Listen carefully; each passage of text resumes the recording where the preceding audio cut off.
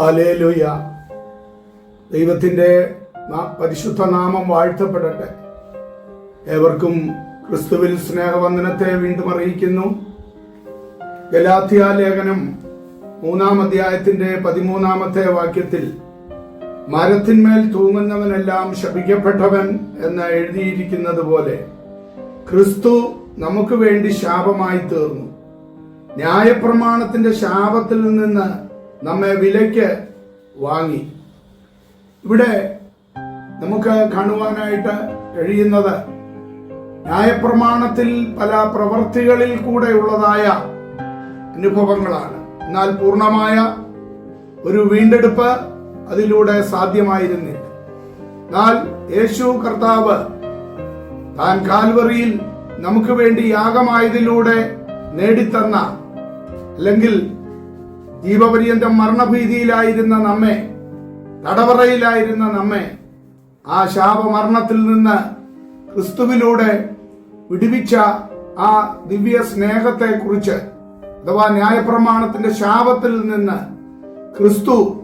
ക്രിസ്തുവിലൂടെ കൃപയാൽ നമ്മെ വിടുവിച്ച അനുഭവമാണ് ഇവിടെ നമുക്ക് കാണുവാനായിട്ട് കഴിയുന്നത്.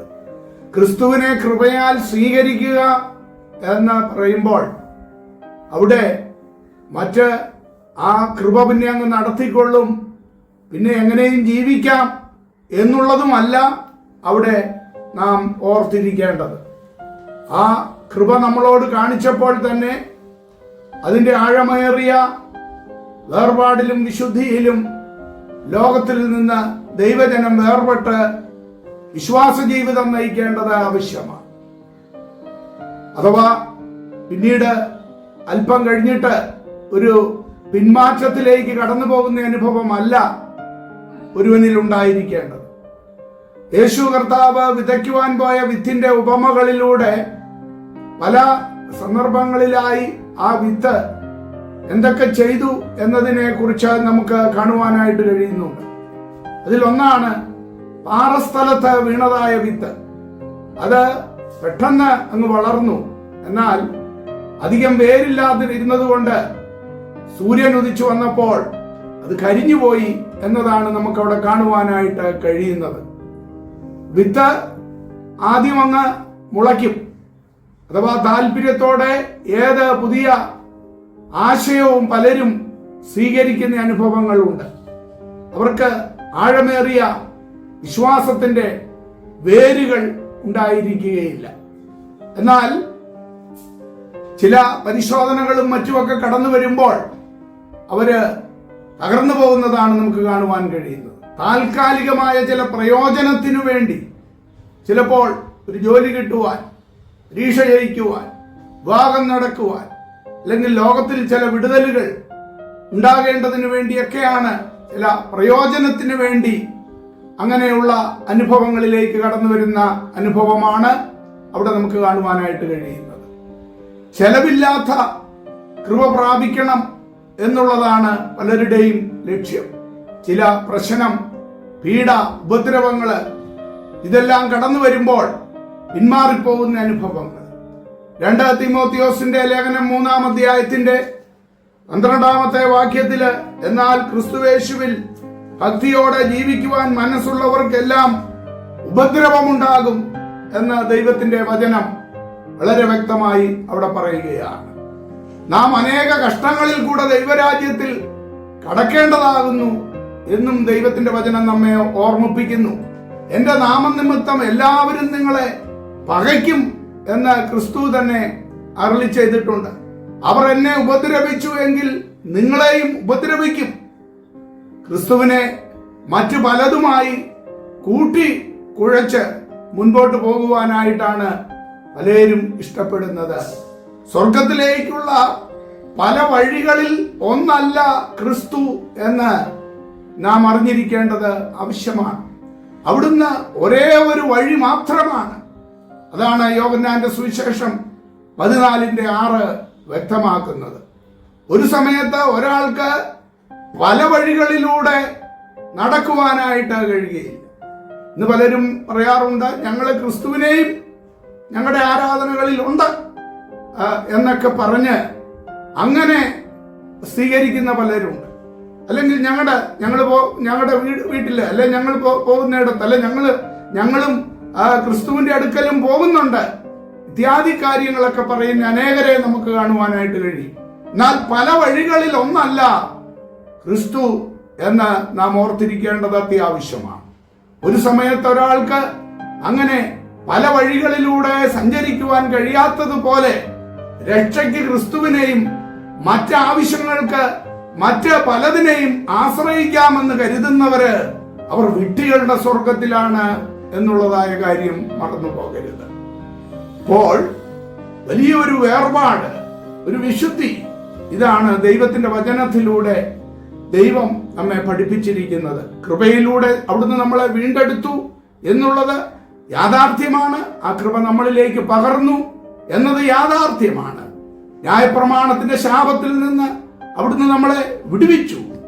എന്നാൽ വീണ്ടും നാം വളരെ വേർപാടനുഷ്ഠിച്ച് ക്രിസ്തുവിലൂടെ ജീവിക്കേണ്ടത് ആവശ്യമാണ്. 2 കൊരിന്ത്യർ ലേഖനം 6-ാം അധ്യായത്തിലൊക്കെ പറയുമ്പോൾ ആ വേർപാടിനെ കുറിച്ച് വളരെ കാര്യങ്ങൾ അവിടെ പറയുന്നുണ്ട്. അവിശ്വാസികളോട് ഇണയില്ലാപ്പിണ കൂടരുത്. ഈ ലോകത്തിൽ നിന്ന് നമ്മെ കർത്താവ് അടർത്തിയെടുത്തതാണ്. ആണ്ടുകളും കാലങ്ങളും അതേപോലെയുള്ള പഴയ നിയമത്തിലെ ശാപതകളും ഇങ്ങനെയൊക്കെയുള്ളതായ പല കാര്യങ്ങൾ ഇന്ന് ദൈവജനത്തിന്റെ നടുവിലില്ല. ന്യായപ്രമാണത്തിന്റെ എല്ലാ ശാപത്തിൽ നിന്നും ക്രിസ്തുവിലൂടെ വിടുവിച്ചു എന്നത് വീണ്ടും ആഴമായി നാം മനസ്സിലാക്കേണ്ടത് ആവശ്യമാണ്. എന്നാൽ ഇന്ന് പലപ്പോഴും വേർപെട്ടു എന്ന് പറയുന്നവർ തന്നെ മറ്റു പല കാര്യങ്ങൾ വരുമ്പോൾ ജാതികളുമായിട്ട് വിവാഹത്തിലാണെങ്കിലും അല്ലെങ്കിൽ മറ്റ് ആണ്ടുകളും കാലങ്ങളും ഇങ്ങനെയൊക്കെ വരുമ്പോൾ ഇടചേർന്ന് പോകുന്ന അനുഭവങ്ങളൊക്കെ നമുക്ക് കാണുവാനായിട്ട് കഴിയും. എന്നാൽ ഒരു പരിപൂർണ വേർപാടാണ്, ഒരു പരിപൂർണ ശുദ്ധീകരണമാണ് കൃപയാൽ നമ്മളെ രക്ഷിച്ചപ്പോൾ തന്നെ ഉണ്ടായിരിക്കേണ്ടത് എന്ന് മനസ്സിലാക്കിക്കൊണ്ട് ദൈവ വചനത്തിൽ പൂർണ്ണമായി അതിന്റെ വേർപാട് അനുഷ്ഠിച്ച് മുൻപോട്ട് പോകുവാൻ നമുക്കിടയായി തീരട്ടെ. ദൈവകരങ്ങളിൽ ഫലമേൽപ്പിക്കാമല്ലോ.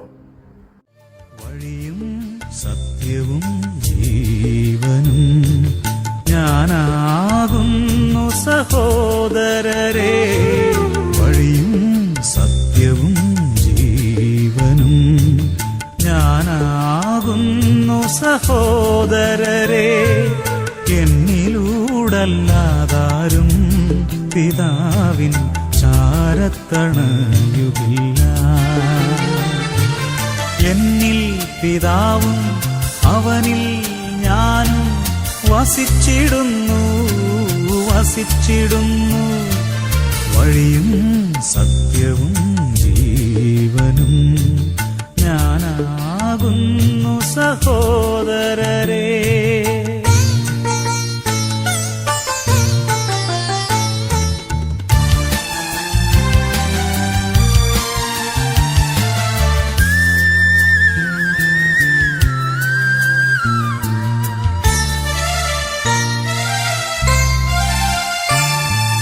എന്നെ അറിഞ്ഞിടുവോർ നിങ്ങൾ താതനെയും നിത്യം അറിഞ്ഞിടേണം.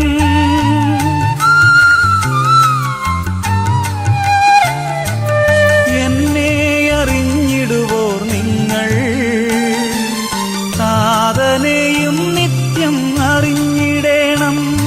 പ്രശാന്തി തഴുകിടും മാനസവും നല്ലവർ നിങ്ങൾക്കുള്ളതല്ലോ. എന്നിൽ പിതാവും അവനിൽ ഞാനും വസിച്ചിടുന്നു. വഴിയും സത്യവും ജീവനും ഞാനാകുന്നു സഹോദരരെ.